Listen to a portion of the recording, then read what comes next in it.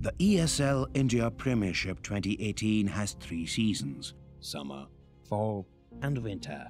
The summer season takes place from April to June, while the fall season runs from July to September. Finally, the winter season takes place from October to December. Coming to tournament formats, each season is divided into 3 tiers: the professional tier, the Master League; the semi-professional tier, the Challenger Series; the Open tier, the Starter Cups. Moving on to the frequency, every season in the ESL India Premiership 2018 will see 1 Master League, 3 Challenger Series, and 3 Starter Cups. The Masters League now hosts 12 teams and players. Meanwhile, the Challenger Series has 8 contestants and follows a double elimination format. Finally, the Starter Cups are now limited to only 128 participants, so make sure you register for the Premiership now. Once you register for the Starter Cup 1, you'll have to fight your way to the top. At the end of the phase, you will get promoted to the Challenger Series 1. You should try and maintain your position in the Challenger Series 1, 2, and 3. But this is no easy task. At the end of every phase, the bottom 2 contestants are dropped out. They are replaced by the top teams from the Starter Cups. Those who succeed in the Challenger Series are rewarded with promotion to the Master League. The top 4 teams will proceed to play in the next season's Masters League. Meanwhile, the Master League runs uninterrupted until the end of the season. The 12 champions will constantly try to establish their dominance over the others. But at the end of a season, the bottom 4 teams are relegated to the Challenger Series, while the top 4 play at the Land Finale for the top prize. ESL India Premiership 2018 begins in April. The registrations are on, so make sure you sign up now.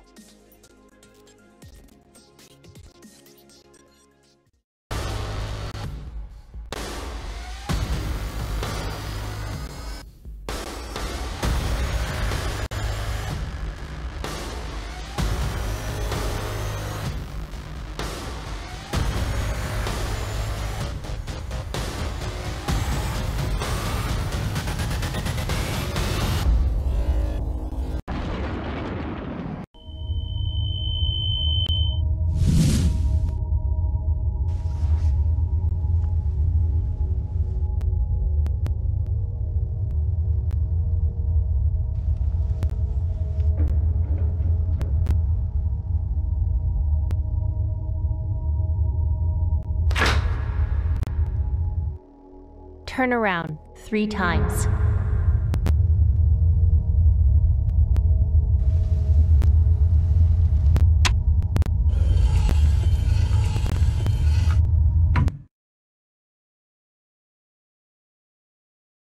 Start shooting.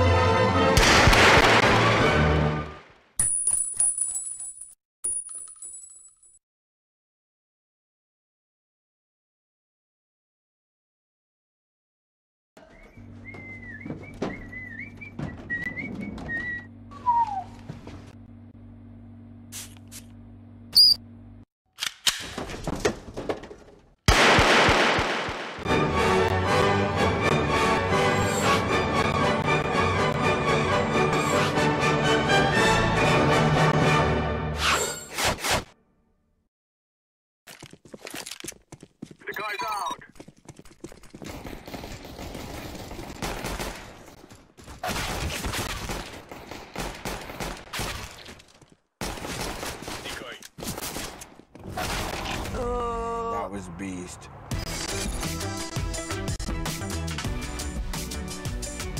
Game, record, and stream without compromise on Intel Core i7.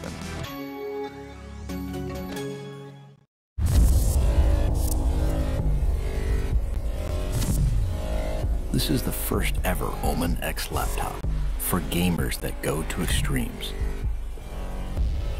Gear up with a machine designed for total domination and engineered for gaming in stunning 4K. Equipped with the latest Intel Core processors, it gives you the power to be relentless.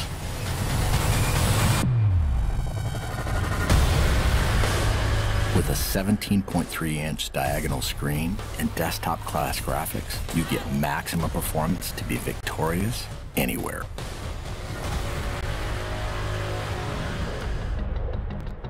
With multiple fans and large exhaust vents, heat is transferred away from critical components for dynamic overclocking. Ramp up boot times, game loading, and overall system responsiveness with optional RAID 0 SSD configurability. An RGB LED backlit mechanical keyboard lets you program each individually lit key to create customized key maps that switch seamlessly between games. With 2.5mm travel and in-key rollover, you can take out your competition with more accuracy and precision.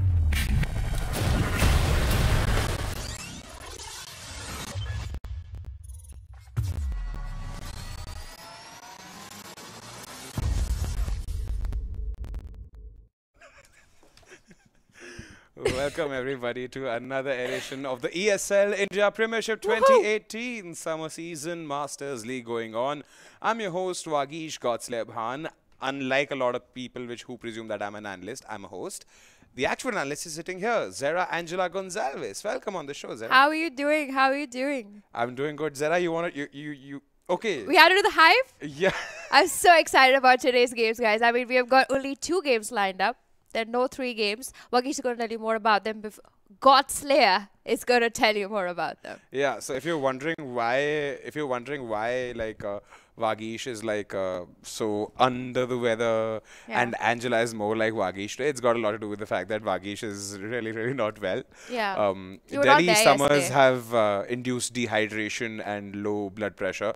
So today's edition of the ESL India Premiership, we also come with a plea to all you guys, the viewers. Do send in whatever chocolates you have at 119 Nordwin Gaming, Sector 31, Gurgaon. We appreciate any amount, whatsoever amount of chocolates indeed. No reasons asked, no reasons given, except dehydration and low blood pressure. Acha, oh, production has also informed me that they don't want raisins in the chocolate. So normal milk chocolate will also do. Dark chocolate, delicious. But moving on, let me remind you that all of this beautiful tournament has been brought to you by Omen by HP, HyperX, Intel, and presented to you by none other than Nordwin Gaming and Intel, ESL. So now moving with the thick of things here, we have a Clash Royale match in the offing. Angie, we have Deepak Mehu Mehta and Tahir Devil's Twin Sharif. So before I head off to you, let's quickly take a look at these 2 players. Definitely. Let's know who Deepak Mehu Mehta is.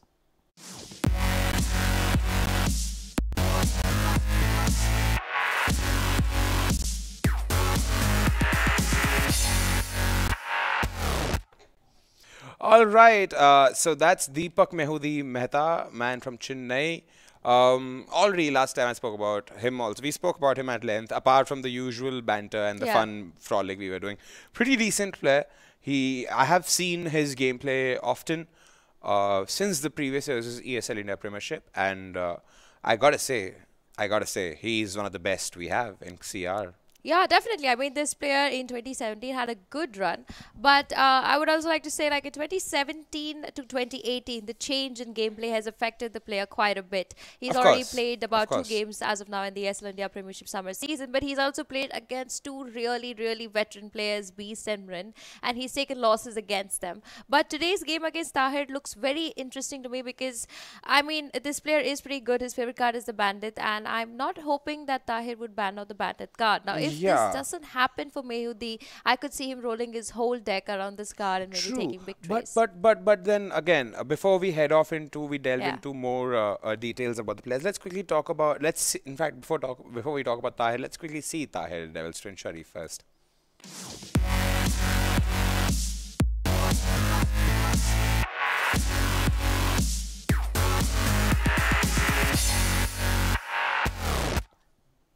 All right, that's Tahir Devil's Twin Sharif. Now coming back to what I was trying to say, Angie. So, see, my belief is the fact it's very akin to how Dota or CS also, it's akin to any game actually.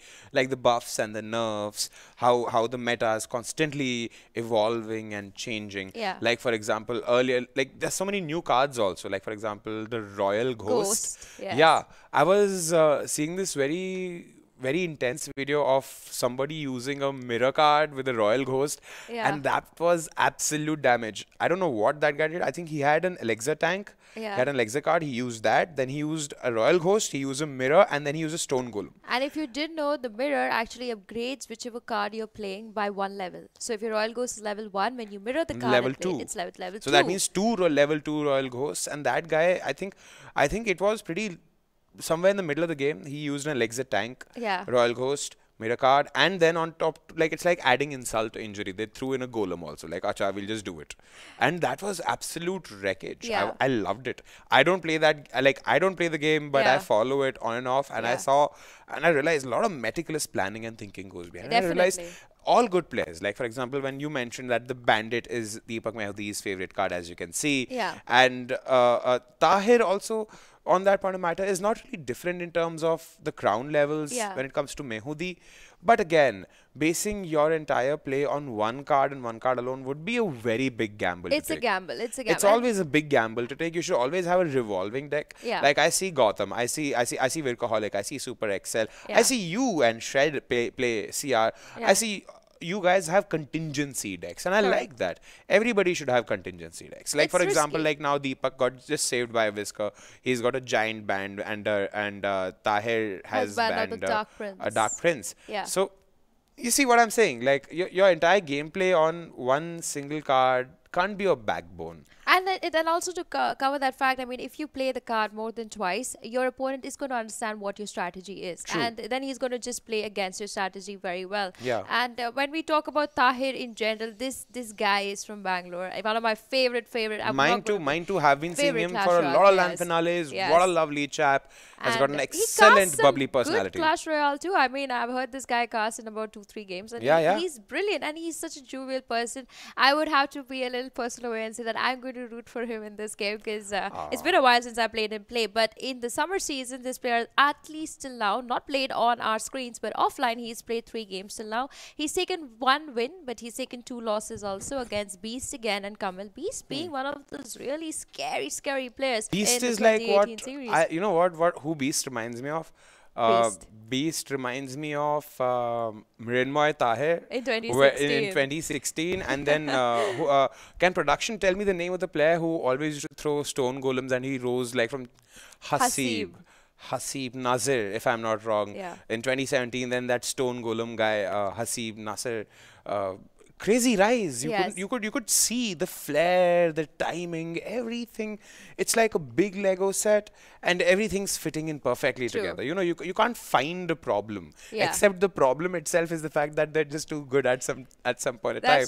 So that's really exhilarating to see. And these two players, I mean, we've seen them evolve over the seasons of ESL India Premiership. I mean, they sometimes people tell me that the ESL is so long, it's a 9-month thing. But every player who enters the ESL India Premiership, when he finishes a particular season, he has grown by miles in his gameplay, in his understanding, his confidence. So these two players, as far as I see, I mean, I wish it's a 3-2 fight. And since you mentioned about the people saying that ESL is so long, it's 9 months long, think about it this way. In 9 months, you will never know how the meta is going to change, how the cards are going to get buffed and nerfed. And it's like an incubation. Think of the ESL India Premiership as an incubation program also, while you're thinking of it as a tournament. Yeah. Because, like you said, the players grow leaps and bounds, but it's not just at the end of the Premiership. It's during the seasons also. True. Whatever nerfs or buffs happen, the players have to adjust themselves within that gamut, be better at what they Yeah. do, because you never know, any kind of a boost or like a nerf could affect a challenger level player, and you never know, there may be a second Hasif Nasir. Correct. Like, they'll just keep throwing that card. So evolution is the name of the game. I think True. ESL has very beautifully facilitated that kind of evolution through incubation also. Whatever changes happen, they're deemed to become part. They're supposed to become part of the entire players' gamut of play. But that brings us to the end of our banter. We will be moving off to our esteemed caster, main man. When I use the word main ma'am, I'm saying main man, I am definitely not at all using the pun for Lobo, the last Zarnian from the DC comics. Yeah. I'm using that for the main man because he is the main man here at Nodwin. Goes by the name Workaholic. Over to you, buddy.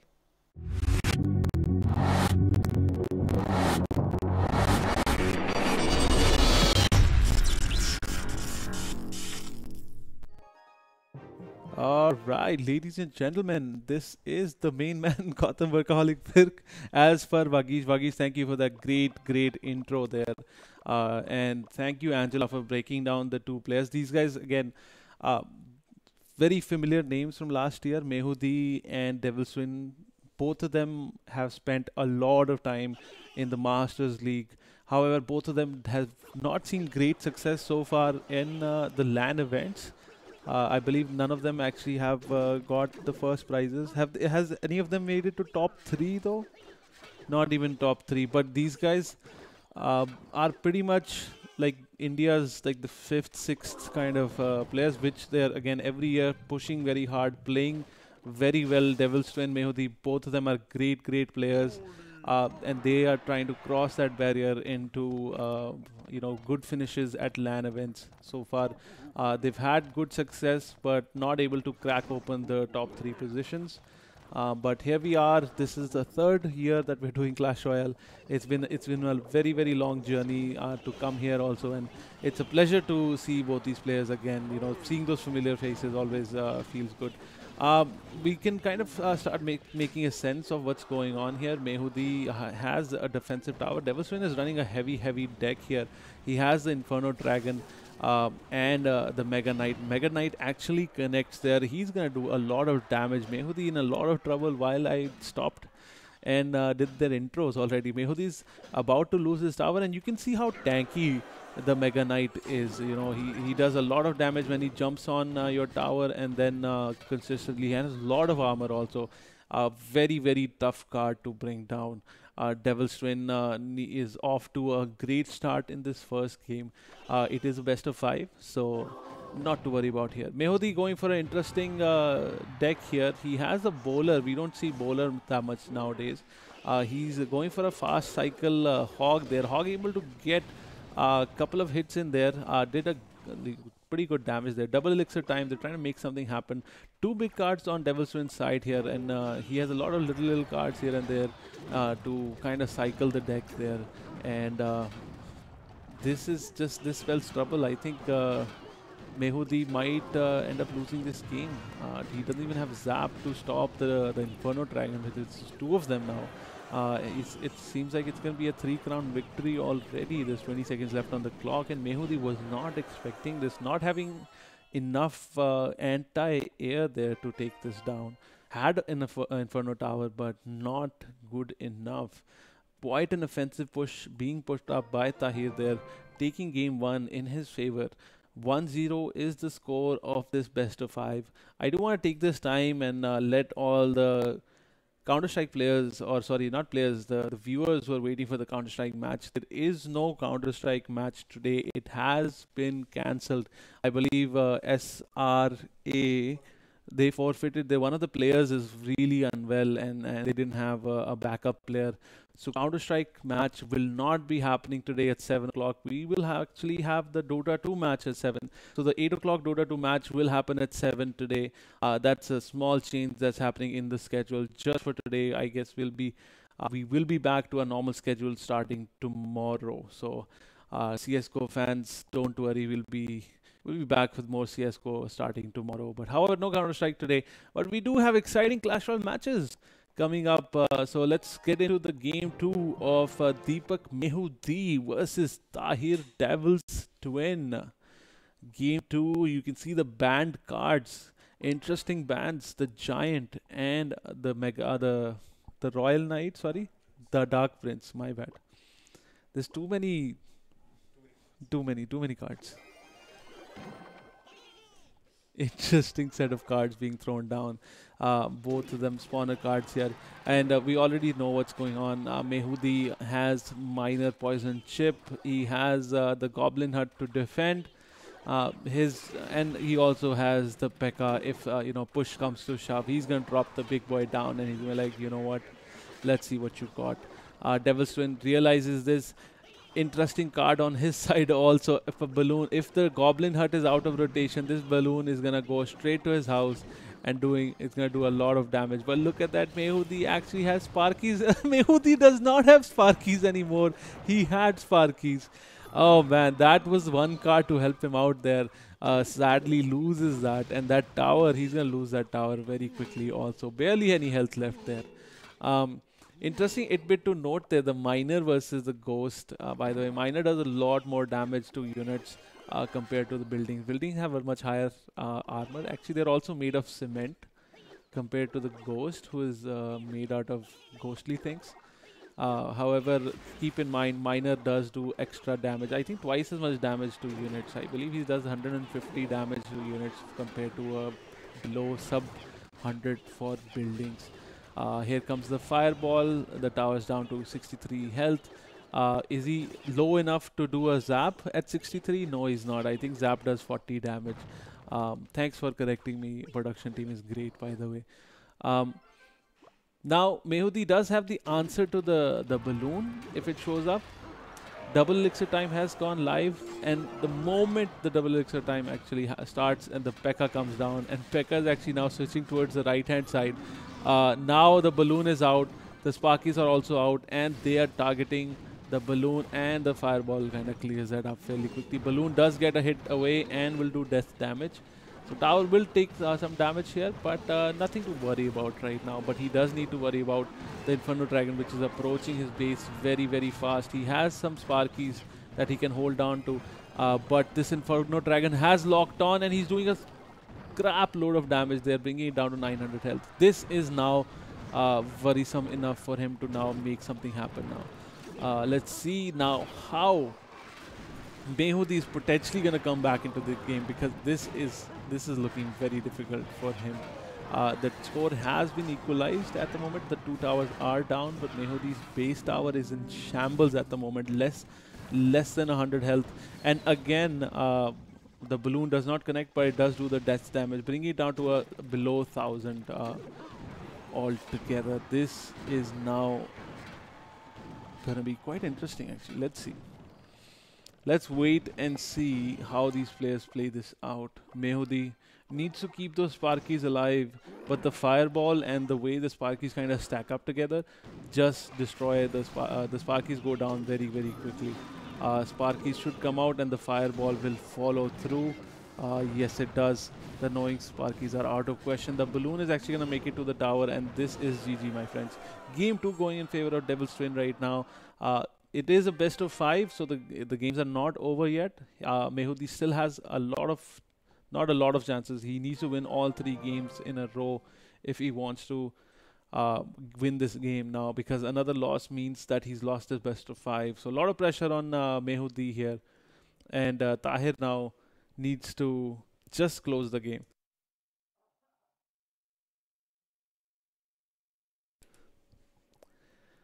I want to take this time and talk about the people who are powering this amazing tournament, by the way. This is Omen by HP. is our title sponsor. We have HyperX, we have Intel, we have Red Bull, and we have the organizers of this tournament. That is Not Win Gaming. We together here bring the pinnacle of esports of India to you every day at the same time, and it's absolute a pleasure to be here casting these games for you. So let's get into game 3 of Tahir Devil's Twin versus Deepak Mehu Mehta. Let's go. Game 3, it's all on the wire for Mehu. He needs to make something happen in this game if he wants to put up any fight against Devil's Twin. And Devil's Twin has absolutely destroyed his opponent till now and needs to just destroy him one more time. Both of the guys holding on to the elixir, draining some elixir here and there, draining some useless cards. And trying to gauge what the opponent has. He has seen one card, and that's the Knight, who is not happy with the situation. Charging right towards the tower and hits him in the face with no response from Mehu. Mehu drops a lava. A lava hound has come out, and guess what? He is so fat that even a Nado was not able to pull him in any direction. And we've kind of got a hint of what Mehu has. Devil Twins most probably now realize that Mehu is doing the Lava Loon deck and now needs to make adjustments to counter to that. He might not have a lot of cards, the air cards right now, but he has the Nado, he has the minion, the Mega Minion. So the cards are good enough. The placements will come into play because he needs to target the balloon, which does most amount of DPS in the game. And he needs to figure out how he's going to handle the Hound also. The Lava Hound, it's so tanky right now. And here comes the Minion. The Mega Minion is trying to do damage on the balloon, which he absolutely does. Only will take some death damage from the balloon. So very good hold. But the big push, which is most probably going to come out at double elixir time, you're going to see the proper combo coming out with the Lava Hound and the balloon followed right after. Now Devil's Twin has the option of going towards an offensive push, or he can go defensive right now, but this is the time where he needs to work offensively because he knows his opponent will have to defend, otherwise he loses tower. Like you saw, he's pushed his combo through of the Graveyard Poison. We're also seeing interesting choice of Magical Archer there. We don't get to see that very often. Magical Archer can be a great card, especially if your opponent has these big cards which are following up to a smaller card right behind them. So it does a lot of DPS. Now big 2 units going in the air, no one's stopping them, but Devil's Twin does not care. He's making a big push on the ground itself. Magic Archer comes out. He does really little damage. The Nado also comes out, trying to slow it down. Double balloons are on the field now. Wow, this is a wow coming out of Devil's Twin. He didn't expect this. There's a lot of balloons. The balloon is in the air. Still, the Lava Hound is still alive. Finally goes down. The balloon connects to the main tower. Is doing the damage there. Drops one balloon. Not able to drop the second one. But will do the death damage. Good game is called out. But guess what? Because there's only 3 seconds left. There's some BMing happening there, by the way. Those random skeletons coming out right in the pool. Surprisingly, none of the skeletons actually survive in the water there. So 3-0. Wow. Tahir made quite a quick victory here. 3 sweep, straight 3-0 victory against Mehu. Bad luck, Mehu. It was a good game of Clash Royale. We had, and this is it from my side right now. I hope our analysts in the studio are ready, and so sending it back to the amazing 2 personalities that we have in the studio. That is Geesh and Angela.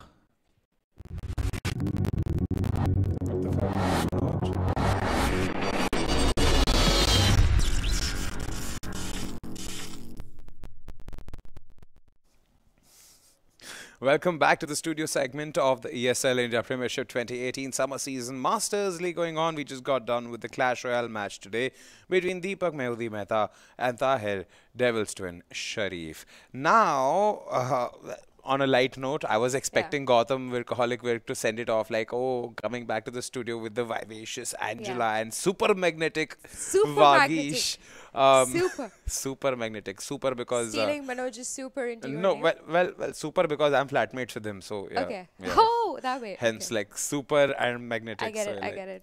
It's a very bad joke. Let's not mention this Talking again. about the game, my friends. In today's game, we did see Tahir go up against Mehu. Now, first of all, Tahir, oh my God, he's amazing. I think he's done his homework on Mehu completely. These are the picks he's going to make. This is what's going to happen in the game, and this is I'm going to counter it. He had a 2-crown minimum victory in all the 3 games. He was so sure of his placement of cards. He was so sure on how he's going to take this game. He was even sure on what cards exactly Mehu will play against him. Yeah, I mean, see, you have to understand, it's not just Mehu. Tahir essentially is a kind of a very calculative person. Yes. That's what we like to call them. You know, he gauges his moves before. Is it okay for me to call Tahir Devil's Twin Sharif the Batman of Clash Royale? I'll tell you why I'm calling him the Batman of Clash Royale in ESL India Premiership is because, you know, you see a lot of people winning by brute force in Clash Royale. Yeah. A lot of people, they choose better cards. Tahir, on the other hand, is just like Batman. He will... So, I'll tell you why I mentioned. Batman never goes into a fight Without calculating. without preparing for it. Okay. Like, he has a plan for a plan, and then he has a contingency for a plan, and then he has a contingency for the contingency.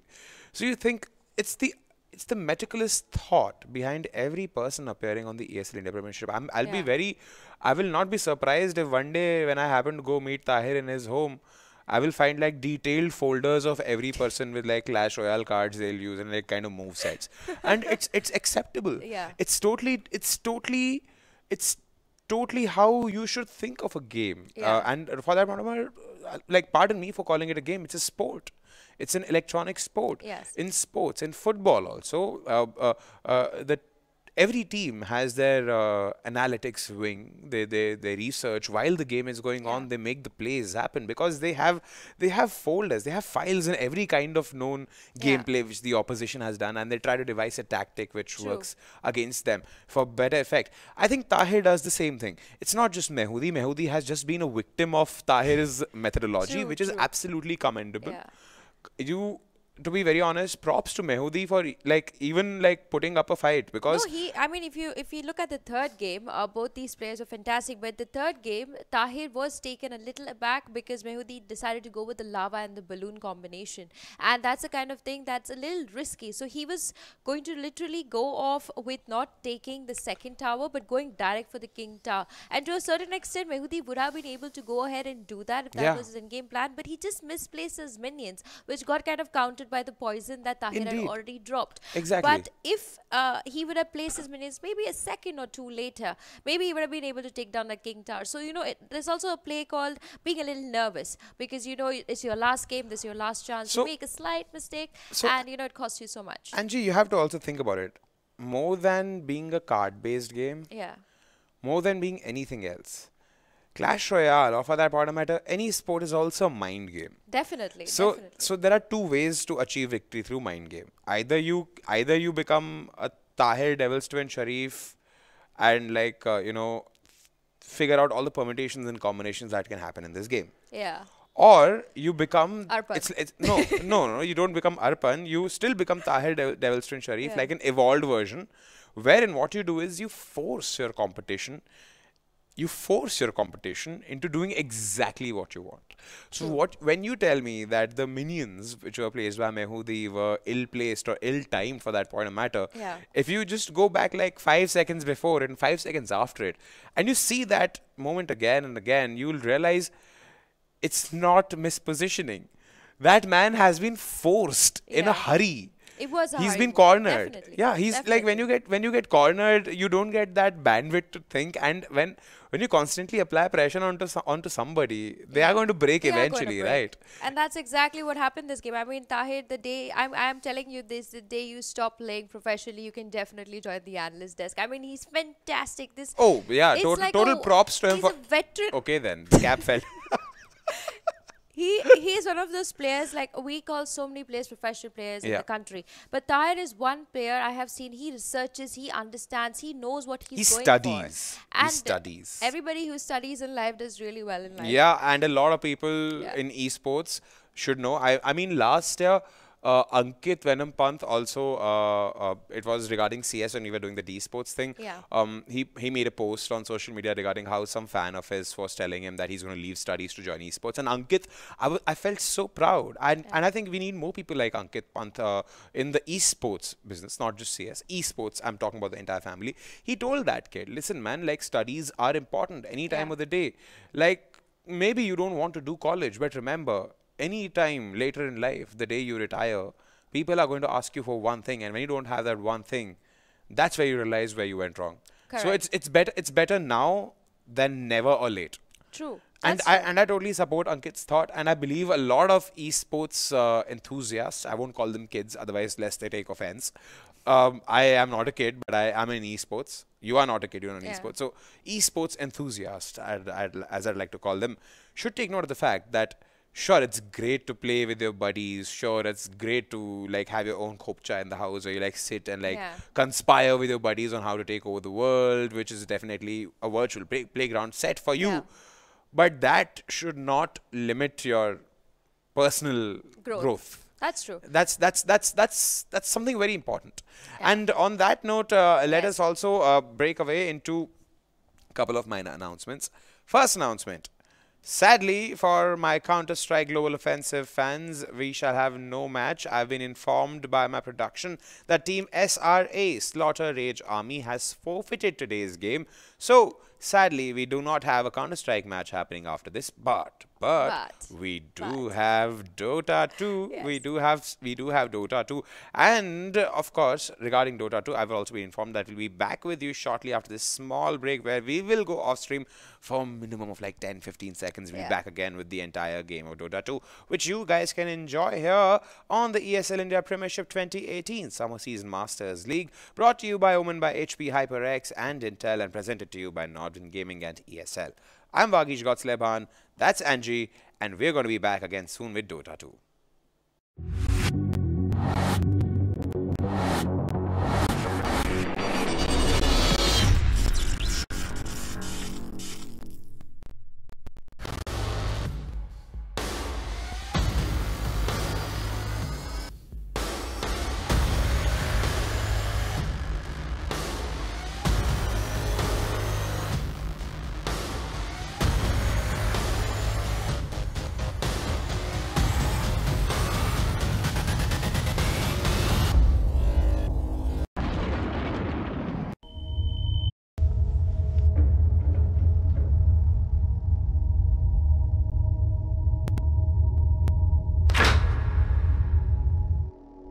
Turn around 3 times.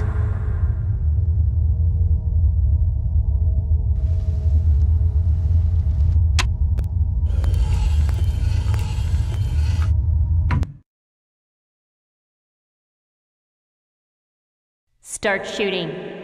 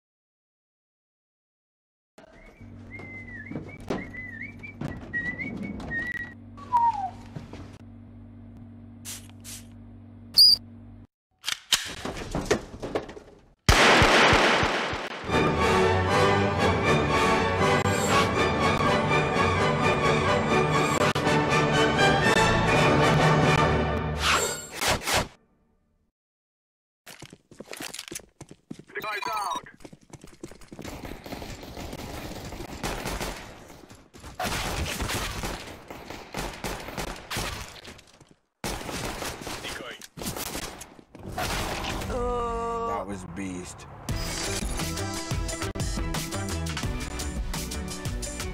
Game, record, and stream without compromise on Intel Core i7.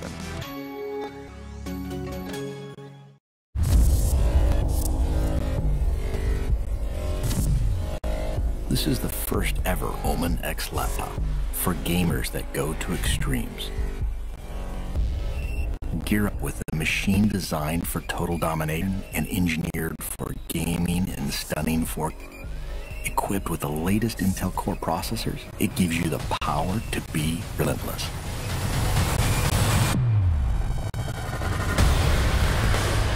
With a 17.3-inch diagonal screen and desktop-class graphics, you get maximum performance to be victorious anywhere.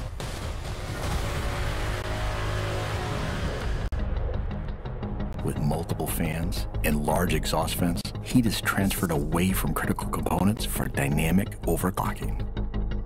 Ramp up boot times, game loading, and overall system responsiveness with optional RAID 0 SSD configurability. An RGB LED backlit mechanical keyboard lets you program each individually lit key to create customized key maps that switch seamlessly between games.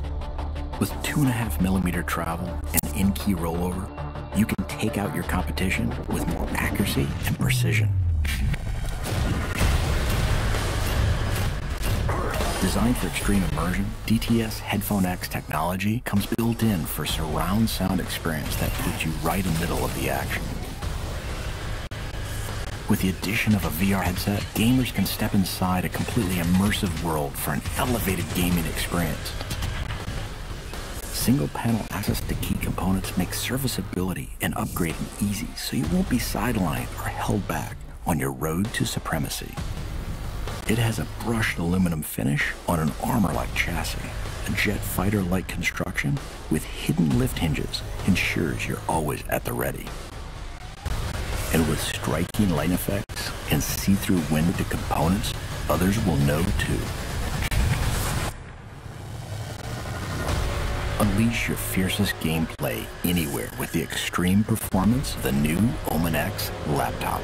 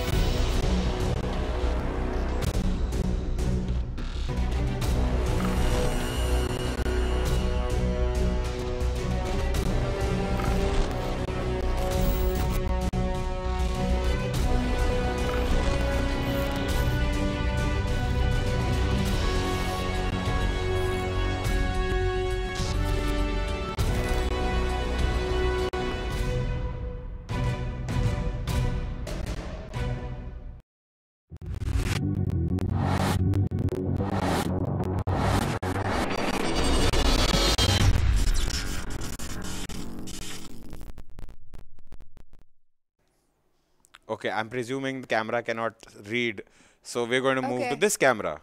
Does that Okay. work? This camera, can it read? Yeah, Yeah. Now the camera can read. Yeah, that's So I'm presuming everybody reading this is reading M. Okay, sorry. the other way. side. The other side. Sorry. M A N They know how to O read. J stands for Manoj Super XL Gola. Shout out to him because he's an excellent Clash Royale and Dota 2 player. So he's like kind of like a resident analyst also, but doesn't come on screen and stuff. Yeah. But everybody, welcome once again to the ESL India Premiership 2018 Summer Seasons Masters League. Brought to you by Omen by HP, HyperX and Intel, and presented to you by Norvin Gaming and ESL. I am Vagish Gotslebhan for the benefit of the people who have just joined us. And joining me is our esteemed analyst, Zara Angela Gonzalez. How are you guys doing today? I Yep. hope you're doing well because today I'm super excited for once. I'm really very excited to see such amazing, beautiful creatures, Yes. these amazing, beautiful tigers and lions in their own essence, Signify, coming up. You don't expect anything wrong from Signify. You know, they forget the fact that they have such a beautiful boot camp. Forget the fact that they have the facilities. This team is meant for big things. Yes, And you know what? A lot of people say maybe a lot of Indo teams don't win abroad. Sure, I know. I'm not immune to information. But again, like if I am not making a mistake, then definitely somewhere I'm going wrong. That's an old adage. And also if I'm not making a mistake, then definitely I'm not trying anything new. No, and I think the whole thing about it being that Indians don't really make it to leaderboards or Indians are not having a global standard, I think that is completely changing now. Because Signify as a team, of course, they are brilliant, but as their players also, they all stand a very reputed and very interesting, respectful slots Yes. when it comes to the SEA leaderboard. And I think that is fantastic. And they all have this drive in them saying that it's not about India. I mean, okay, fine, India's great. Let's win domestically. But let's see how well we can do internationally. And whether we Definitely, take Signify, indeed. whether we take ROG Titans, whether we take Reckoning Esports also. Now, these three teams are going to be playing internationally for us. They all have this one goal in mind that we're going to make our country proud. And that is very important to see that, okay, in domestic, we will keep like going on and on with various games, but internationally that's where we got to build our mark. And also, Angie, I personally believe there's so much room to like innovate in a game like Dota. It's like you know, it's like I keep saying, it's like chess. You have to deliberate. You have to think about so many things. Sure, there is a current meta here. Sure, there are certain positions there which are running in order. But then again, like I kept saying, like you never know when you might have come upon an absolute killer combo which is not the current meta. Like it's all about going out of your comfort zone, going out of what you're seeing and what is being fed to you on social media. Or sure, Vitis Pro, sure, Liquid. So many big teams, they follow big metas because you have to think about it. How do metas happen? Let's like somebody's thought about doing this कि अच्छा मैं ऐसा ही करता हूँ तो तभी होगा, right? Somebody thought about doing it and they did it, and that's how a particular meta and a team pick got it happened. So I think teams need to come out of their comfort zones. They need to see bigger, better combos, see how they can like permutate and combinate with their teammates. And in fact, let's take this opportunity to call upon the first team of today's game, Team Akatsuki.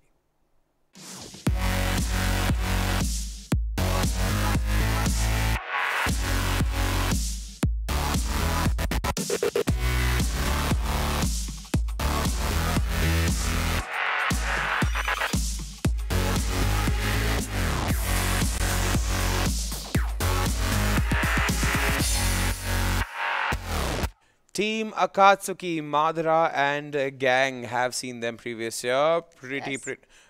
Okay, fine. The production says that a proper noun like Madara cannot be said as Madara. So yeah, sure. So talking about Akatsuki, as of now they have played 2 games allowed in the ESL India Premiership summer season.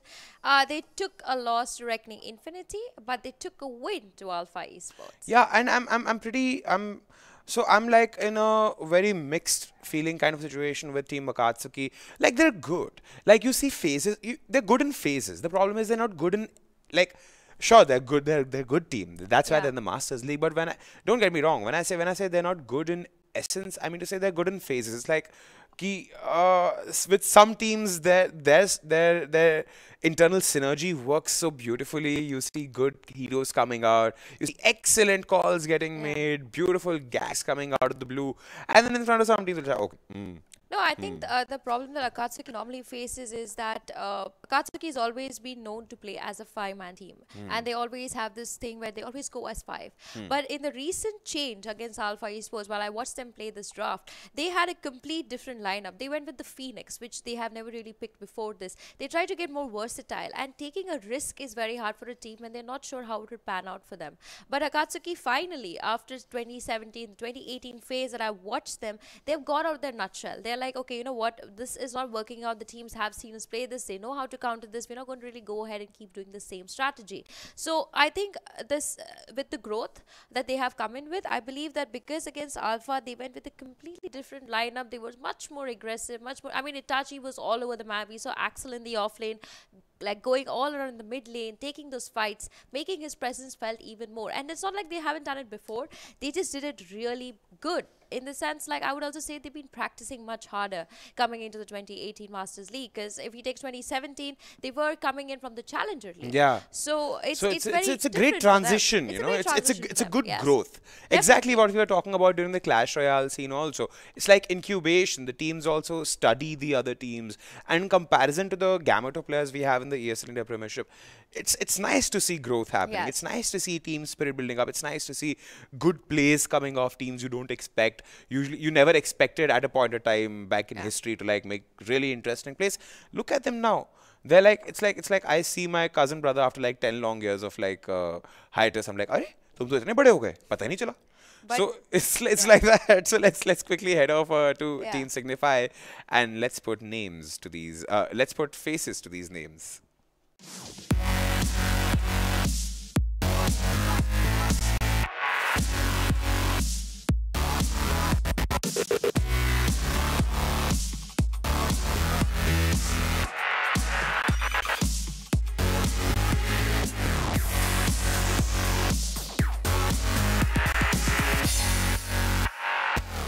Oh, you beauties, you Black Panthers of Indian Dota, you tigers. I absolutely love you.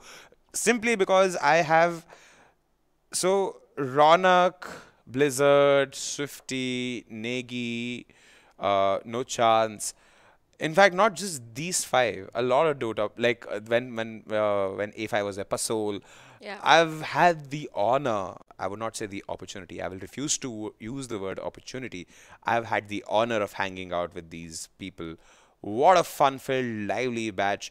And you know, when you speak to Team Signify on, you know, like an interpersonal level, you realize that more than a team, like somewhere deep down inside, they like the brutality of Indian Dota. Right now, sure, the lineup might change. Sure, I'm not denying that. But it's like that familial feeling. I mean, each of them individually as players have been through so much. When we talk about No Chance in general, he was a player from Kolkata. Yes. And I remember there was a time when we used to play Dota 1 and No Chance used to be that very silent player who would just come in, do his thing and go away. Just see him grow from there to now. Yeah. So we talk about Ronak, he started his career when he was 13 or 12, and to see him he was grow a from baby. there to now. We talk about Swifty. Now Swifty in general, he's played Dota for what, 3.5-4 years. He was in 2 teams before this. I think they were called Blades of Chaos or something like that. I'm not sure. And then from there, he's just been climbing from 5,000. I remember he calibrated at 5,000, and today he's one of the top ranking players in the SEA board. SEA board. Each of them have had their struggles and have grown. You know, I have something very nostalgic to share with you. It concerns Crowley. So back when I was doing my advertising stint in Bombay, so Crowley has an elder brother who was colleagues with me, and huge props to him, Rishi. So back then I used to play casually Dota, and I played with Crowley. And his brother also used to play Dota along with my colleague, and I never knew that he is Ronak Sane. He is the Crowley. If I knew that, I would have like, okay, what do I do? And he was still a kid, but then it feels proud to have like such amazing kids. That's true. And also it has been brought to my notice that the draft is live between Akatsuki and Signify. I see a Bane, Monkey King and a Mirana getting banned from Akatsuki's end, whereas a Tiny and a Nyx getting banned from Signify. We're waiting for the third ban from Signify. Who do you think is going to be banned? When we talk about, I think the Razor could get a big ban here. Even the Pang could Well get a said. bang. Lots of good picks coming in from the Dark Willow hasn't been banned yet, and Signify would opt to go for the Omni Knight, picked up a little bit by Akatsuki in their drafts. The Bane getting banned, especially because Bane is just scary when it's on Signify's side. Monkey King also played brilliantly well by Blizzard. We've seen that if you just give him the Monkey King, you're going to lose the game because he comes in with a 15-minute Battle Fury and he doesn't continue farming in the lane. He just goes and kills everybody on the map. So I don't think Akatsuki want to take that risk for now. Akatsuki are going to opt and go up with their Night Stalker. They picked him up in their last game also against Alpha Esports. And I think it was played by IYATI, if I'm not wrong. And he was roaming around the whole map and making sure that Akatsuki got the space they needed to kind of get their carry farmed. And that's what really helped them. So what do you think can make a good Balanar combo in any team? I think the Disruptor. I think Balanar and Disruptor. Because you either run I'm away. thinking You can't run away. You can't really stay I'm too. thinking Io and Night Stalker. Ayu could fare well, You but have the synergy.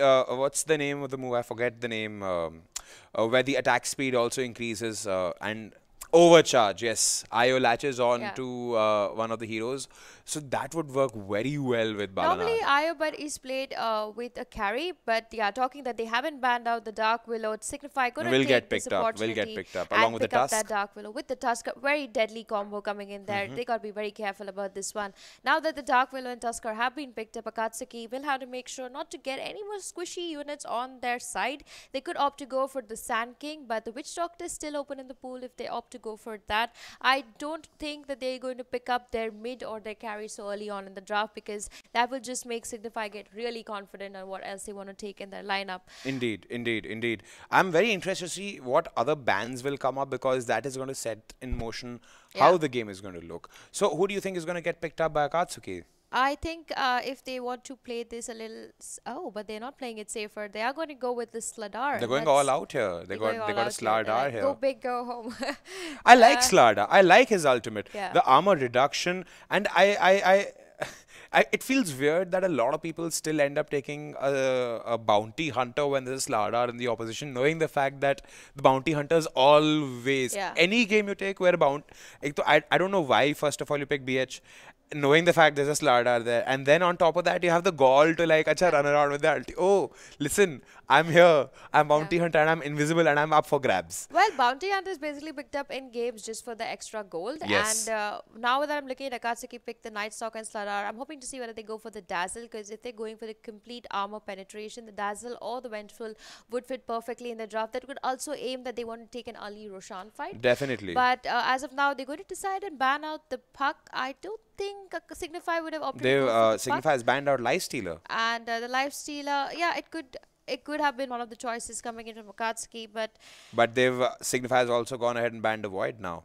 The Void, so they are worried about Madhura's pick, because Madhura has always been the person to carry his team and give out the major calls. But that also shows me that the Razor is still open in the pool. The Luna is still available, and if Akatsuki is looking to finish, not even finish, I will not even say finish, hold this game for more than 25 minutes, because I've always said this very clearly, and Signify never lets a game cross more than 15 minutes. Definitely, so first your objective in the game as Akatsuki would be, let's take this game first to 30 minutes, then we'll think about the next problem. So I think the objective, according to me, do correct me Angie, I'm open to your interpretations of this. I believe what Akatsuki needs right now is to develop a synergy where the game gets pushed late game. So I believe a late game lineup can definitely help a team like Akatsuki, because again, like for example, I mean, a hero like Spectre, for the point of matter, the longer you stay in a game with Spectre, the dangerous it becomes. I would say why take it to 30 minutes? Not because of what Signify would do at 30 minutes, because they would just keep growing stronger, but because at 30 minutes you're not going to have a lot of two-man gangs happening on the map. True. So you're fighting as 5, and that's where Akatsuki gets really strong, because if you have lost everything and you still have your tier 3 standing, you can still try and do more behind those tier 3s than you can do in front and just get totally vanquished when it comes to stepping out. But Signify picking up a carry PL, that they've got in fact, did I mention this day before yesterday that I haven't seen a PL in this season, and Akatsuki has also managed to go ahead and ban an OD, so they know the present danger which is going to be faced by them, because now they've gone ahead and picked up the combo you're telling me about, Balanar and Disruptor. So I don't know why I keep I calling think nice they're talk going to about go blue this game. I love the way the picks are all It's blue. like Team Blue and Team Red. But Signify, picking up the Phantom Lancer in the recent update, he literally has a cooldown of 3 seconds on his skills, which means he's just going to be all over the map. You're not going to be able to really find Blizzard to kill him. So I think Akatsuki need to pick up something that could really destroy Phantom Lancer's illusions. The options they have right now could be the gyrocopter, because he could just use his flake cannon and try to get rid of that. But Signify replying to that with a very, very strong pit lord. There's going to be an offlane pit lord coming in with the Dark Willow and Tusker as their supports. The Phantom Lancers carry, leaving Swifties mid pick for the last. They want to make sure that they see what Akatsuki is going to play mid before they pairs. Akatsuki still got to pick up their mid and their safe lane carry. Now, knowing Akatsuki, they could opt to go for the Death Prophet, but they're opting to go for the Troll. I like this pickup because Troll fares exceedingly well against the Phantom Lancer, and I think this would be their only choice. I think that's why when the Sladar is picked out, they can take down Roshan really quickly, maybe take high ground a little earlier, take down 1-2 towers, and then maybe take the fight to Signify rather than waiting for them to receive it. Looking at this Phantom Lancer Troll, I would still support the Phantom Lancer because he's just been buffed a lot in this meta. But for now, we're going to wait. We have a see. Banshee ban coming in from Signify. That Prophet's going to be knocked out over there by Signify. Akatsuki got to take their time with their last pick. They could opt to go for more damage output, which could be the Queen of Pain, which also helps them find the Phantom Lancer because of her Scream of Pain. But if they opt to go, sorry, the Sonic Wave, not Scream of Pain. The Sonic Wave gets used there and they could get rid of that. But if we are looking to see what else they could use, I don't think the Viper would fit in much. They could opt to go again for a mid lane gyro, but then they would get too farm intensive and they cannot really do that. So I'm looking to see how Akatsuki replies to this because the DP would have fared really well for them, but for now they need to ban out their last ban, and I'm thinking they're going to ban out either the Templar Assassin or they're going to ban out the Storm Spirit, or they're just going to, it's a mid. I mean, you can send anything mid that could cause havoc. So, a little thought process coming in here. I think they could even ban out the Razor, though it won't be Razor sound. Razor just gonna destroy mid too. But they're taking their own sweet time. They've gone for a Storm Spirit ban. So the Storm Spirit, a Tinker coming in there from Akatsuki fares well against the Phantom Lancer. I don't know how I didn't think about that pick. Also. No, if I would have said Storm Spirit right about now, I would have been abused. So I refrained from saying, like, okay, before anybody else takes offense on something as petty as this, so definitely. So the Tinker, good pickup coming in there from Akatsuki. I mean, if this was just Akatsuki versus some other team, I wouldn't. QOP. Really QOP. Okay, so I would just say Signify is playing all their favorite standard lineup. Signify standard.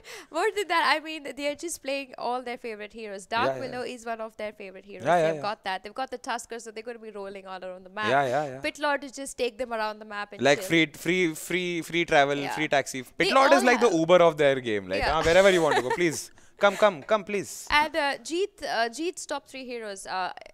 Queen of Pain is one of them, so I'm going to see him going very aggressive in this game with that Queen of Pain. But I firmly believe in the fact that Akatsuki needs to put up a valiant fight, and they need to take this game like longer for them to also like spread out and like I love develop that draft their heroes. though. I love how Akatsuki is coming with a very confident draft. If very they very can pull it out, we very can see a really interesting game to watch. I agree. I couldn't agree more. So I've been informed that today we won't have Floki casting. We have our main man from DOTA, Vivek Venkatramana, one of my friends and also an excellent caster in the Indian Dota 2 circuit. Excellent DOP. Over to you, man.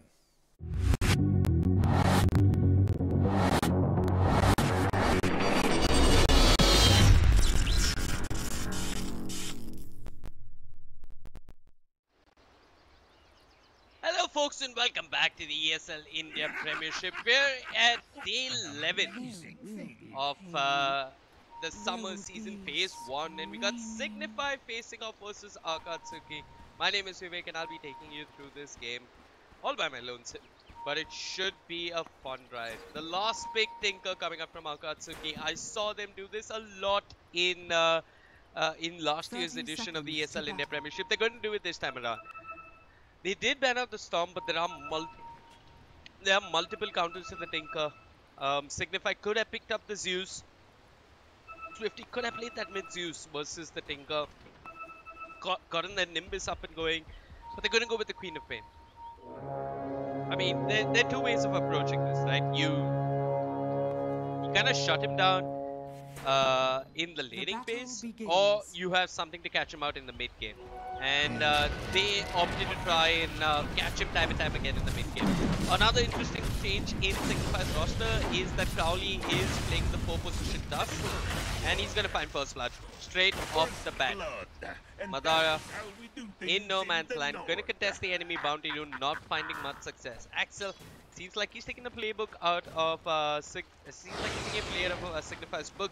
He's trying to get the creep wave to push into his off laner, and it is him actually who's running the off lane slaughter. What am I saying? They're just trying to get a double wave going, and hopefully wants to find a little bit of CS and EXP under the tower. We are seeing an off lane slaughter, not something you see too often. Let's see if Axel gets that blink dagger.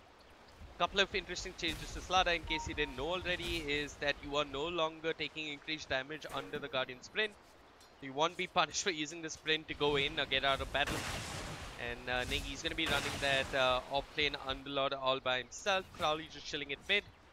And no chance on what I presume is a 5 position Dark Willow. Axel did manage to leech some EXP from the side shop. Gonna have the wave push him, but look at this, no chance. He got the hard camp pull going, and he's also trying to soak up some damage on the creep just to reset the wave for Blizzard. Axel will probably try and contest this as hard as he can. He's gonna find some EXP here. The Bramble Maze is there, no chance, as the Shadow Realm as well. So Axel's got to be careful. Copying a fair amount of damage, walking into every instance possible of that Bramble Maze. And with the Lance from Blizzard, he's gonna end up falling. Signify, they're just getting started. Mid lane, Crowley does have the snowball, will cancel the TP. Dreamy, blocked by the shards, can't go up in his or high ground, drops the march, pops one, but gonna end up falling either way, and Swifty gets some alone time in the mid lane. Signify finding a kill across all 3 lanes early on. Bring down each core on the side of Akatsuki at least once. And yeah, Swifty is already stomping all over the Tinker. 7 last hits, I mean 8 denies, 9 last hits. Tinker's not having a fun time. He's got to look at going back into his jungle and finding EXP there. This time around though, Signify, they have sacked Negi a bit. Usually you do see Signify trying to help out Negi in the offlane as much as possible. Crowley, I think he was trying to get the hard camp stack, but didn't quite succeed, and at least prevents the Disruptor from getting any sort of a stack or pull going. Down bottom, Axel got in the Bramble Maze once more, no chance. Has that Shadow Realm, so he's got that extra burst of damage that he needed. You gotta wait for it to take, yeah, he's got that burst of damage but doesn't have vision. Dreamy did put that point into March, so he's going to probably try and spam March and push the lane as much as possible. Negi being dove upon up top will manage to get the salve. The glimpse is there. Crowley himself looking for a kill up there. The melee whirling axes, ensuring that he's going to miss some of his attacks, but see yourself lingered a bit too long, and with the Firestorm they're going to find the Disruptor.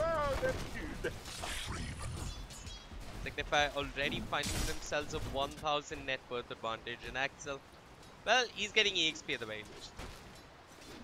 Maybe he maxes out Guardian Sprint, moves quickly through the river at level 4 Guardian Sprint, and finds bounty runes. Up top, Crowley finds a kill, won't get punished. See yourself not having the glimpse to punish the Tusk. Got it. A soldier's fortune. No chance. He find a kill all by himself here. Axel hungered out for the bounty rune, but he's got the sprint once more, and all he's got to do is stay in the trees, and no chance, might be denied this kill. Axel does have a tango, no chance. Doesn't know the concept of what's a tier 1 and a tier 2 tower, and he's going to be punished for that one. No chance, just getting a little ahead of himself over there. Madara. I mean, all said and done, he's finding CS on this Troll.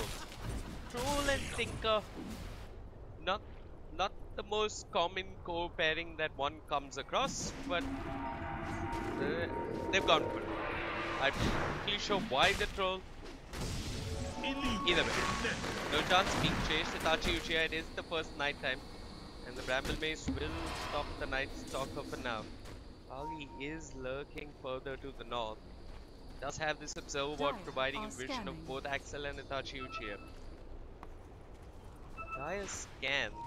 I mean, that's a weird scan coming up from Dreamy. He was trying to find if members of Signify were rotating mid, and indeed they are. Crowley comes in from the east, has the shot, gets the kill. The illusion tanking up the tower aggro. And Dreamy ends up falling once more. He's got as much CS as Negi does on the Underlord, and that is not a good sign if you're a mid laner. No chance. Might end up falling. Doesn't have the Shadow Realm. Has the Cursed Crown. They're both sticking close to each other, but they do split apart. So Axel, the only one affected by that Cursed Crown. And Akatsuki, they're struggling to find that Dark Willow kill. Crowley comes in. He's got the snowball. Itachi Uchiha cops a fair amount of damage from the Shadow Realm, but the crush is there. Will hold them back. Itachi Uchiha moves into the trees and will successfully TP away. A gift from the tempest of battle. Up top, Negi. He's bought up. He's bet his unreliable goal. He dropped a Firestorm as well. Wanted to do a little bit of damage to the Dark Creep wave. Not really sure why though. They actually want the creeps to push in, but okay.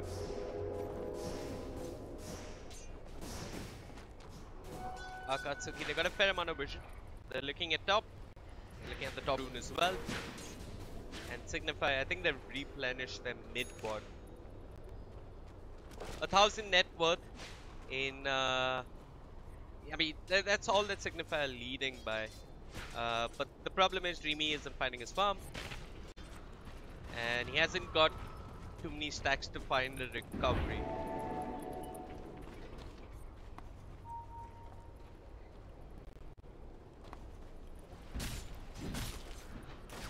He's got points in March. I mean, the only thing he's finding in this mid lane is EXP, and maybe with the Soul Ring, a pointed rearm, he might find some recovery in the jungle. Signify for now, the smoke up and moving up top. Negi drops the Firestorm, he's got to be careful. Itachi Uchiha creeps it from the back. Negi dropping low, but there swiftly the Sonic Wave clips on a 3. They bought down the Troll. Troll down for the count, but see yourself and Itachi Uchiha will manage to retreat courtesy that kinetic field. Radiant's middle tower is under attack. Pauli wants to chase, but at mid, Dreamy, controlled by the Cursed Crown. Swifty, at all parts of the map, exactly where you need him to be. Finds the kill on the Dreamy, no chance. Going with danger here. Up top, Crowley might be punished though. They do manage to glimpse him. He's snowballing onto the medium camp. He's going to try and stay alive. Looks to push himself up with the shards, but doesn't do so. Swifty finds the Invis rune, and he's got mana. He's getting mana with the portal. Crowley even buying back. Buybacks are, I mean, they aren't punished as much as they used to be. Crowley goes forward with the snowball, but Axel with the Guardian Sprint keeping the distance. Signify keeping the heat up, but they aren't really being rewarded all that much. They found key kills every now and then. They're gonna pop another smoke. The shots blocking up Dreamy. Crowley perfect with those shots, and Dreamy is gonna end up falling. This is just painful to watch. I mean, if you're Akatsuki, you want to be finding somewhere. You want to be finding some sort of a trade somewhere else across the map, and they're not. They're not applying pressure elsewhere. They don't see Negi. Negi's retreated into a jungle, and they might lose Axel as well. Not a single TP for this Slaughter. No one even trying to help him out as Axel ends up falling. Signify will start looking for the tier 1 tower. Dire's bottom tower has fallen. Blizzard looking rather good on that PL for now. Dire's bottom tower is under attack. At mid, Akatsuki, they've been effective with their scans. They clipped out Crowley with that scan. Dire's middle tower And is under attack. I think Dreamy's learned his lesson. The mid lane wasn't a safe space to hang around at. And he's just going to move back into jungle.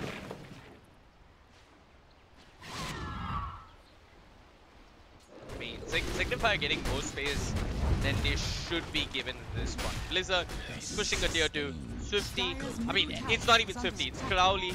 He's pushing a tier 1 tower. And Akatsuki, they've gone into damage control already. 10 minutes in. They're trying to cut their losses. Top tower is under I don't attack. know what the plan is. I mean, Dreamy has to get BOTs and a Blink Dagger if he wants to contribute in these team fights. That's what he's gonna need. And the thing is, I see him getting those BOTs. So let's take a look over at Dreamy. So he's got the Soul Ring. I presume he'll get those BOTs by say the 14-15 minute mark. And Signify, they're gonna aim to take down probably all outer towers by then. They're gonna come knocking on high ground with Aegis after that. And I don't know. Maybe the Tinker might be enough. But it's gonna be just BOTs and the Soul Ring. Dire's middle tower has fallen. Currently, Signify don't give a damn. Itachi Uchiha being run at here. Static Storm on the floor, but Crowley just gonna walk out of it. No chance coming in from the east. He's got the Curse Crown. See yourself. Trying to make a run for it. And with the Curse Crown, Swifty finds himself a double. 5,000 net worth advantage. Blizzard pushing for a tier 2 tower himself. Akatsuki have got to group up and fight as a unit or not fight at all. That's the only choice they have. They either fight as 5 or they don't. And the question is, when are they going to fight as 5? After they lose tier 2s? What's the best that they can farm by then? That can really give them a fighting chance in these team fights. I don't know. Troll builds a BKB. It's not going to be enough. The Yasha definitely not going to cut. Gonna need a lot. Radiant's middle tower is under attack. Got it. What's gonna be crucial is Dreamy getting his farm going. He's gonna need the bots, the Blink in the Insolence if Akatsuki want to somehow win these team fights. The supports meanwhile should be looking to regain control of the jungle. They're gonna get some D-wards. And yeah, Akatsuki are doing just that. Up top though, Madara. Might just end up falling. Dodges the Bramble Maze, the Sonic Wave clips. See yourself TPs into it, and with the Shadow damage, she'll find the kill. Goes down upon Itachi Uchiha. They're trying to run down this Night Stalker. And 50 with the haste route will have no problem closing the gap. Unstoppable on the Queen of Pain. Swifty searches for more. See yourself. Does have the Static Storm. But yeah, he has no choice but to probably just accept his fate and end up dying there. Signify pushing for a tier 1 tower, and I said this 3 minutes ago. Akatsuki, they either fight as 5 or they don't fight as all. Dire's top tower is under attack. Dire's top tower has fallen. I mean, if they're looking to defend structures, they're gonna pop a smoke, de-ward the jungle, and go to defend the structure. They either do that or they find isolated pickoffs. They're doing neither. They're instead trying to farm. Look at this. They're going to lose tier 2 towers in the next couple of minutes. What can you farm in 3 or 4 minutes that can have impact really? Well, Madara queued up the Shadow Blade. I like that. It might be the item that can find him a kill. But Signify is so far ahead at this point. A 9,000 net worth advantage. Trying to bring down Crowley. The problem is, Crowley's got a tier 1 tower to back. I mean, okay. I thought people would come in to help out the Dusk, but Crowley dies. 210 gold. They got a Dusk kill. It went over to the Night Stalker. That's about it. Akatsuki are actually starting to group up with mid. This is odd. I mean, not really sure this is going to end up working out too well for them. Up top, no chance, pushing for a tier 2 tower all by himself. And yeah, Signify. I think they're absolutely okay with this. They're applying pressure on the tier 2 and they're not even losing their tier 1 tower at mid.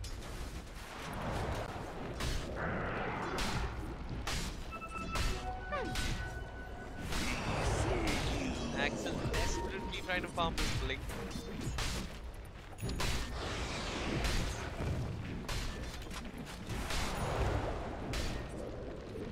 Signify they dropped this observer ward, but it is one that can be dewarded. Usually when you're looking to deward this cliff, you drop the sentry on the ground, and this Radiant Observer ward coming up from Signify could get dewarded soon. One thing that I have noticed is that okay, so Akatsuki actually dropped the sentry on the cliff and not on the ground. Huh. Okay. And yeah, Signify get away with this observer ward. One thing that I have noticed about Signify is that their vision game is not what it used to be.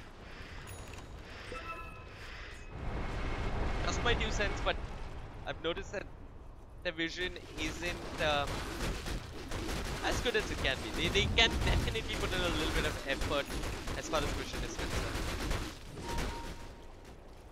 Look at Akatsuki though, they're committed. They want to see everything. They've got sentries everywhere, still missing this observer ward though. And they even got a sentry here, so they should get this D-ward near their shrine. They have D-warded this cliff.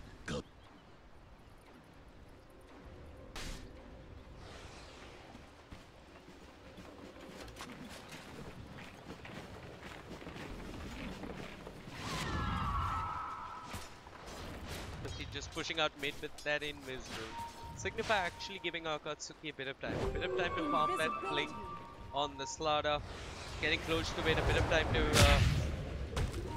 make progress on the blink for the Tinker, but up top, Swiftly, just as I say that, goes in the Yule Scepter is like close ground as well. Without our control, no chance looking to do work with the Bedlam. But he can't really lurk around in the margin. He's going to be punished. He's going to end up falling. But here comes Blizzard. They've jumped onto Dreamy. They'll bring down the Tinker. The Side Storm on the floor. The Sonic Pit follow Madara. Dropping low, but not dropping just yet. The bit of Malice controls him. And with the scream, they'll get the Underlord. Itachi Uchiha looks around with the Hunter in the night. But Negi has the damage and see yourself. Just standing stationary in the trees as Zeps his fate as his cores fall right in front of his eyes. Signify looking for their second tier 2 tower of the game, and Negi's already taking them elsewhere across the map. Axel runs forward. Signify, they just TP back to their own shrine. And they're going to move towards Royale. The 13,000 net worth advantage. A lot of gold in Signify's pockets here. I mean, this, so much of a difference this early on. It is the wage gap in the Bollywood film industry. Someone's not making money here. Something is going horribly wrong. But Akatsuki, they're trying to claim control of the map once more. They get the D-board on the observer board. And that's gonna allow the troll to farm up his shrine. Did queue up the Shadow Blade. And now he's going back for the Sanchanyasha.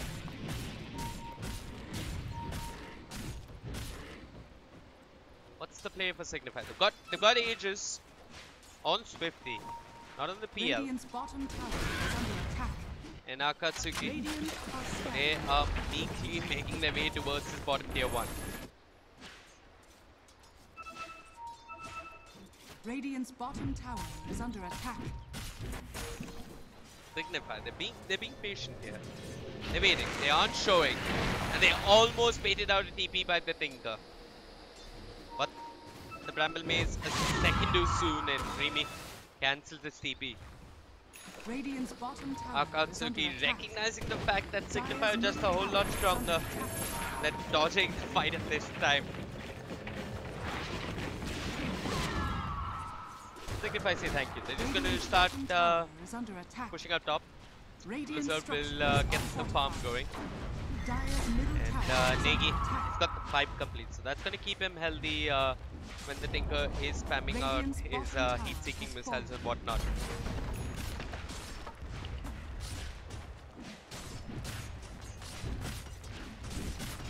Tier 2 top. Gonna end up falling and no chance of applying a fair amount of pressure off the top. I mean, but there's the thing though. He can keep doing this all day. 5 of the best minds in Indian Dota and 1 hero called the Tinker. Who's gonna win? Regeneration.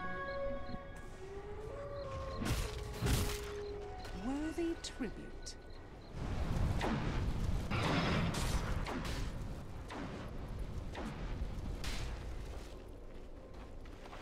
Signify Joe is lurking on the high ground and Madara walks up. With the Sonic Wave, he's gonna end up falling. Signify will not find any more kills. No chance in the enemy base. On a warding mission.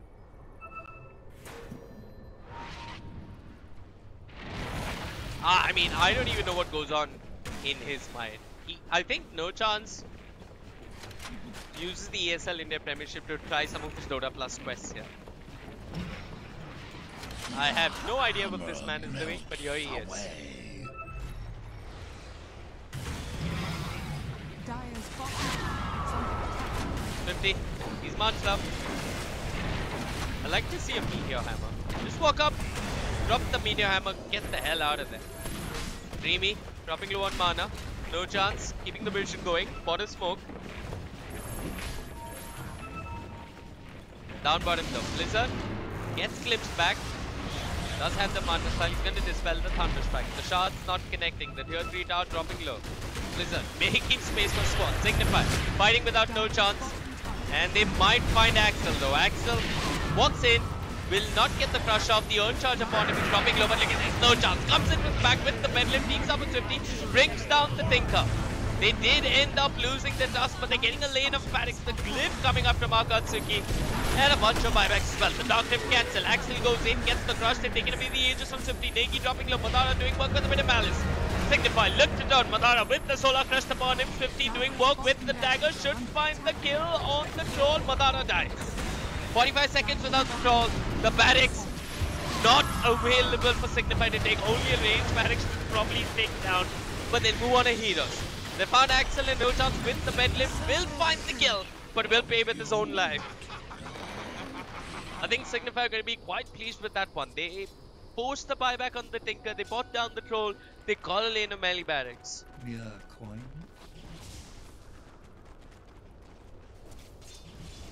And they're going to start pushing up top once more. Look at these wards coming up from No Chance. Setting up for the push it up. Thinking one step ahead. Smart money.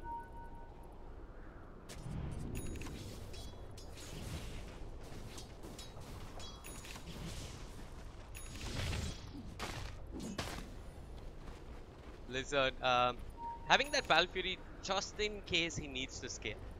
Any hero that can quickly move between camps and watch the scale should possibly consider Valkyrie.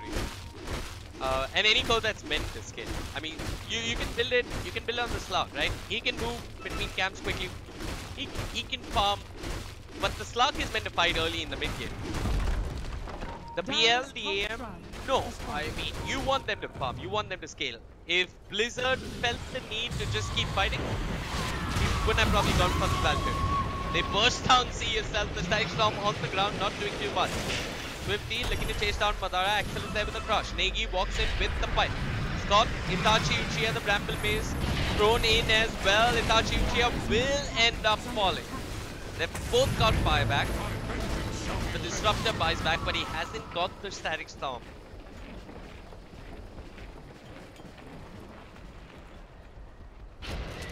And Signify. Good look to go back in. Swifty with the Veil and the Shivas. Axel dropping low. They got the Bedlam. They'll bring down the Slaughter. 45 seconds without the Slaughter. No buyback as well. Goes crown under Madara, controlling him up. The March. Barely tickling Signify. Barely reaching Signify even. As Signify move on to claim a lane of melee barracks in mid. They pop a smoke in the enemy base and immediately dispel it. Akatsuki want to go back in. This is when you want to probably look to glimpse people back, and it is Negi who gets glimpsed. Negi turns around with a bit of malice. Madara focusing in the terrorize a bit too late. Negi will end up falling. The shot blocks Madara. There's no chance with the Bedlam. 50 securing the kill. They move on to the Night Stalker and Itachi Uchiha will end up falling. So will the range barracks Signify. Move for the last remaining tier 3 tower.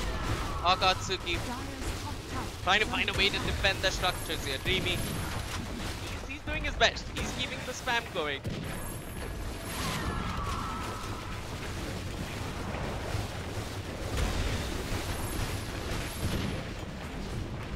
And Axel goes in with the crush, but where's the follow-up?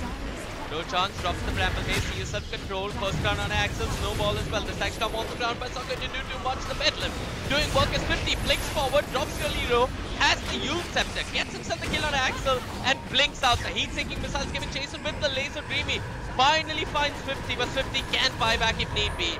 Not going to do, as Negi TP's in with the Dark Rift. Blizzard just pushing back Akatsuki into their own fountain. Patrol and the Night Stalker. How can Akatsuki defend this? And they recognize that they can't. The GG well played coming out. Signify giving us a masterclass on how to deal with the tank guy. I think a lot of it came from 50 and his strong laning phase.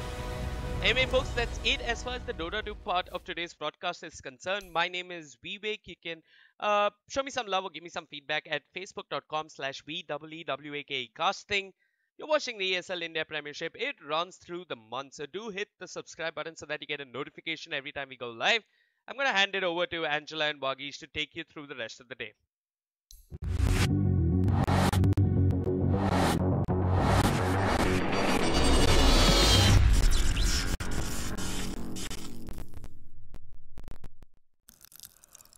Alright then everybody, welcome back to the ESL India Premiership 2018. Summer Seasons is Masters League. And what we witnessed, sorry for the cable, and so what we witnessed was an absolutely beautiful synergy-filled team play by Team Signify.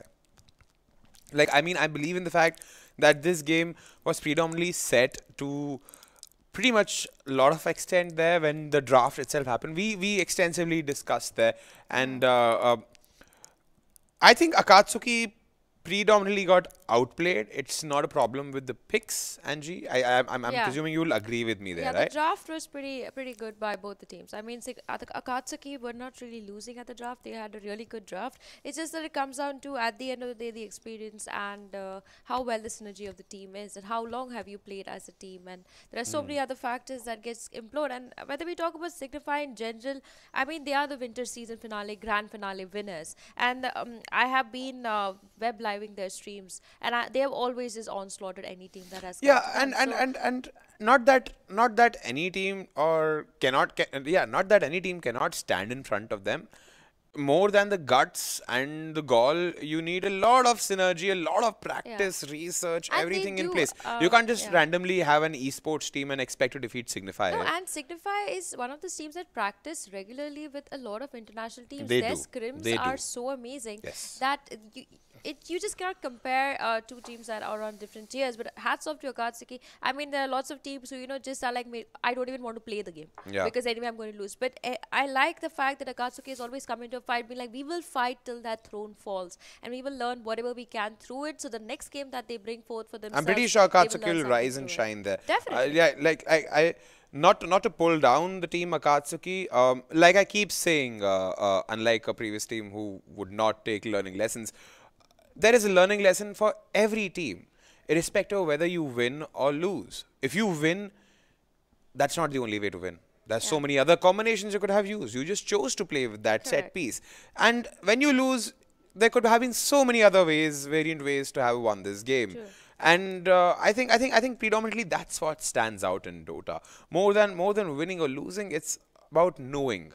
It's about what else knowing. you can do. Yeah, and another thing that we always say in Dota is that when you lose in a game, you don't really question your team. You question that you made so many mistakes yourself, due to Yes. which your team faced those losses. Yes. So I think just to reach on the top, like a team like Signify, I've never heard any of the players ever complain that their team made the mistake. It's always that I could have done better, Yeah. and that's why they have grown where they have. And knowing Madhura, knowing Axel, knowing Itachi, they also never really say that it was my team's fault. They'll never say that. They'll always say that I could have made this move better. Yeah. And They always look that's- at the positives. yes. And I'm pretty sure after my 2 cents on this game, I'm pretty sure Akatsuki won't like come back and say, hey, you didn't call us out for our exemplary gameplay. We stood up so long against Signify. No, man, it doesn't matter. History is written by winners. Yeah. We study history and we know that it's a winner's story, and that's how it is always going to be. You cannot True. change history, and that is a learning lesson in itself. That's the biggest learning thing you can like learn, you know, like, sure, I lost. Yeah, I think I also said like biggest learning thing you can learn. I think I was wondering for a second, what did I just say? It's the biggest learning you can get from any sport, for that point of matter. And if you want to talk about the MVP for this game, I think it's going to be Swifty on the Queen of Pain. He played a fantastic Queen of Pain at the mid lane, but he's known for that hero, and it was quite expected by him. So Yeah, man. that would Like be I about it like for us okay. on the deck. Like, to cut the long story short, it was a very typical Signify fun-filled game. Yes. Everything was in order. Akatsuki was also in place. They were trying. They could not. Well, again, it's a long journey. Even like our how would I say, rulers took 200 years to leave us. And that's why it's a league. Yeah, And it's that's a what league. league is It's a all league. You about. always have the opportunity to climb up. Alright. Put your money where your mouth is. I mean, sure, if you want to say, yeah, we want to be better than Signify, we want to be called out for playing better, sure. Put your money where your mouth is. Be better than them. Defeat them. That would be this century's best Dota 2 game. Like, I would have to come out and say, ki, boss, ये क्या हो रहा है? ये क्या हो रहा है? Scene क्या है, boss? Scene क्या? अरे भाई. I'll put all those social media meme situations in order. A team like Signify getting trampled upon, the day that happens, sorry if you're taking offense to that, Signify, I didn't intend it to, but given the current situation, I have to apparently say this disclaimer. So sorry if you take offense to it, but again, if a team like Signify get trampled upon by the opposition, that would be a sight to see. I would believe that some team has dedicated so many hours and effort and mindset into a singular goal.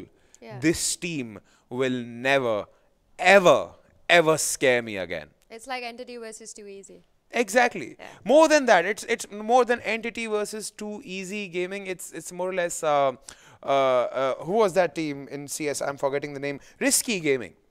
When they were there in CS, teams used to literally, come on, you've seen Risky Gaming. Yes. You've seen Havoc and Gang. You've seen Breaker and Greens. Everybody like get thrashed. And Adi gave them huge props. Yeah. Not that Entity is getting demeaned by that. Entity knows they're good. It's just that it takes time to be better. True. And I've been informed that the MVP is ready. Yeah. But guess what, production? We are the fastest hosts and analysts alive. We got done with the MVP, but then Alright, again, so that's 25 50. kills, Jeet's 50. he has Kundra. got 12 kills, 113 assists. Kill death ratio is GPM 25, yeah? Brilliant. Yeah, I Yes. like. I'm telling you, Angie, hands down. If ever I happen to make a Black Panther how would I say, reboot or not even a parody. Why is production feeding me parody? A Black Panther adaptation in India, I would pick up Signify peeps because they are like true Wakandans. Yeah. They're literally like, we got this. Alright. So I think that sums up today's game. Definitely. A beautiful game. Props to both the teams. Bigger props to Signify. I've been told to give like equal love to all the teams. So hey, Akatsuki, I love you. Not that you don't know it, you already know it. But Signify, bigger props to you for being an excellent team every single time we here at Nordwin and ESL host you for the tournament. Excellent. And of course, without any doubt, Vivek Venkatraman, caster exemplary, man. I mean, sometimes I don't miss Nishant. No, Nishant, I just love you. Okay. But a huge shout out to the AFK team also for being there when the casting happens. And of course, a huge shout out to our internal production team. Yes. In fact, I think Angie, it's in order that before we shut the show today, I intend to make a huge announcement. Yes. And the announcement is very huge. First of all, shout-outs. Manoj Super XL, Gautam Workaholic Virk, Saurav Das, Sayak Ahmed, the guy who owns the property, Aditya Adi Shah, Bhutani, Anuj Bhutani Bulls, Satadru, Anoop, Dwaj Goyal, Bhagwant Ba, Kevin Fernandez. Yeah. Kevin Fernandez, Ankit Chaudhary, everybody puts in a lot of effort. But one person. There's a reason why I did not use that name. Okay. The big announcement is, ladies and gentlemen, which we here at Nordwind Gaming would also like to share because it's a huge moment of joy for us. You see, we host so many games that we talk about a lot of team spirit, we talk a lot about sportsman spirit, but somewhere we have our own interpersonal relations also at stake. Esports people, esports athletes, I believe, like there was a time when my mother was like, "Tum raat bhar baith ke game khelte ho, you don't have a life." Sorry, it's a life in itself. You cannot question it, you cannot counter it. But guess what? Our main man, Kunal Singh, is hitched. He's ready to give this town a wedgie soon, and the man is going to get married. So on this occasion, I think me, Angela, and the entire family of Nordwind Gaming, ESL, and I'm pretty sure all the gamers who are a part of the ESL India Premiership who know Kunal, huge shout out to you. May you have a crazy journey ahead, man. It's a huge step. May your married life, may the married life be like amazing. And of course, I've been informed by production that everybody is welcome to the wedding. So my personal request, let's move on to the personal camera. My personal request is the fact that let's make it a Project X Part 2. I will bring in the camera crew. Let's get this party started. Let's make it a memorable event. Let's make it the esports marriage of the century. Definitely. Yeah. And on that note, this is me, Vagish Gotslebhan, your host for the ESL India Premiership, and Angela. Yes, Sarah Angela Gonzalez, our analyst for Clash Royale and Dota 2. And we bid you goodbye with the promise that we'll be back again tomorrow. This is the ESL India Premiership 2018, brought to you by Omen by HP, HyperX, and Intel, and presented to you by the lovely peeps at Nordwind Gaming and ESL. Good night, goodbye, we'll see you again.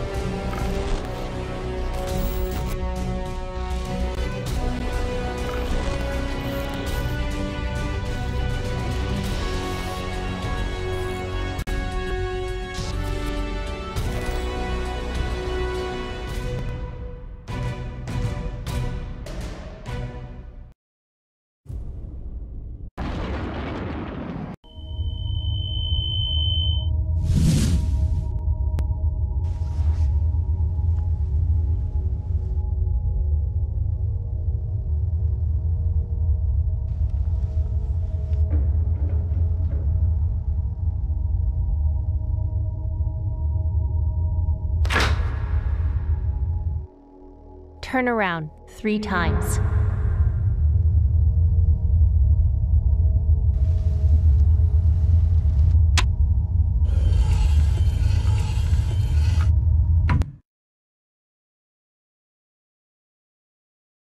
Start shooting.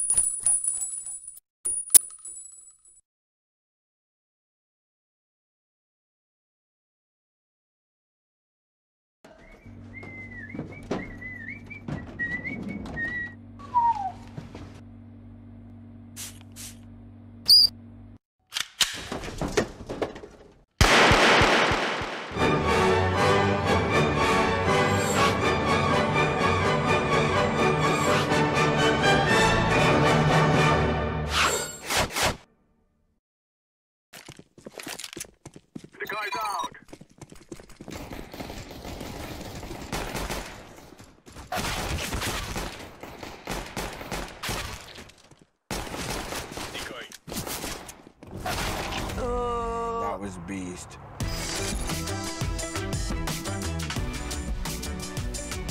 Game, record, and stream without compromise on Intel Core i7.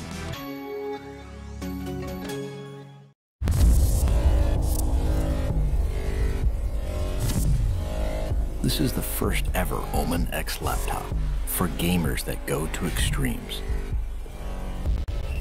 Gear up with the machine designed for total domination and engineered for gaming in stunning 4K. Equipped with the latest Intel Core processors, it gives you the power to be relentless.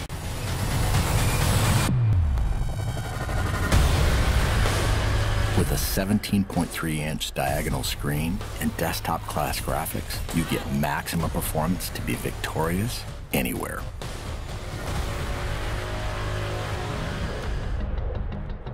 With multiple fans and large exhaust vents, heat is transferred away from critical components for dynamic overclocking. Ramp up boot times, game loading, and overall system responsiveness with optional RAID 0 SSD configurability. An RGB LED backlit mechanical keyboard lets you program each individually lit key to create customized key maps that switch games. With 2.5mm travel and in-key rollover, you can take out your competition with more accuracy and precision. Designed for extreme immersion, DTS Headphone X technology comes built in for surround sound experience that puts you right in the middle of the action. With the addition of a VR headset, gamers can step inside a completely immersive world for an elevated gaming experience. Single panel access to key components makes serviceability and upgrading easy, so you won't be sidelined or held back on your road to supremacy. It has a brushed aluminum finish on an armor-like chassis. A jet fighter-like construction with hidden lift hinges ensures you're always at the ready. And with striking lighting effects and see-through window to components, others will know too. Unleash your fiercest gameplay anywhere with the extreme performance of the new Omen X laptop.